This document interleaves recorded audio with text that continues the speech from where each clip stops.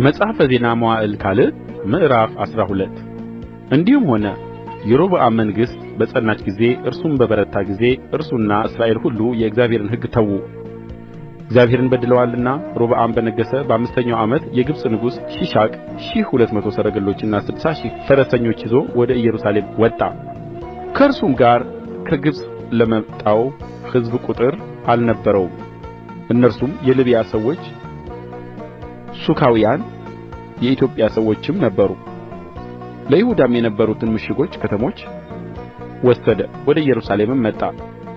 ነቢዩም ሸማያ ወደ ሮብዓምና ከሺሻቅ ሸሽተው በኢየሩሳሌም ወደ ተሰበሰቡት ወደ ይሁዳ መሳፍንት ወጥቶ እንዲህ አላቸው፣ እግዚአብሔር እንዲህ ይላል፣ እናንተ ተዋችሁኝ፣ ስለዚህ እኔ ደግሞ በሺሻቅ እጅ ተውኋችሁ።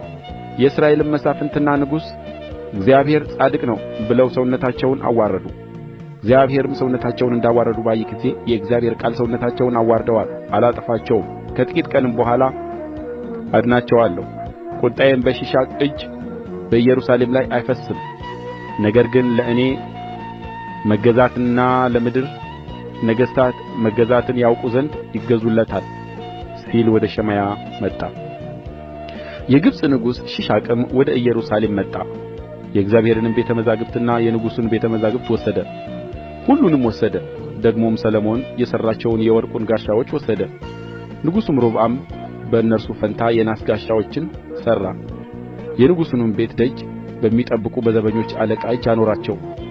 ንጉሡም ወደ እግዚአብሔር ቤት በገባ ቍጥር ዘበኞቹ መጥተው ይሸከሙአቸው ነበር፣ መልሰውም በዘበኞች ቤት ውስጥ ያኖሩአቸው ነበር።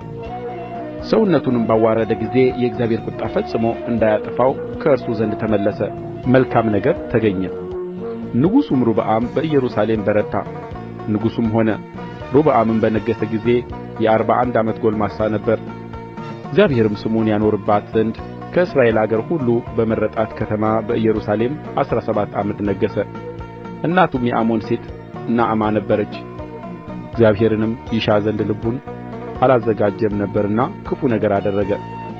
የሮብዓምም የፊተኛውና የኋለኛው ነገር በነቢዩ ሸማያና በባለ ራእዩ በአዶ የትውልድ ታሪክ መጽሐፍ የተጻፈ አይደለምን? በሮብዓምና በኢዮርብዓምም መካከልም በዘመናቸው ሁሉ ሰልፍ ነበረ።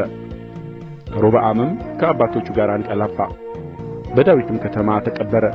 ልጁም አብያ በእርሱ ፋንታ ነገሠ።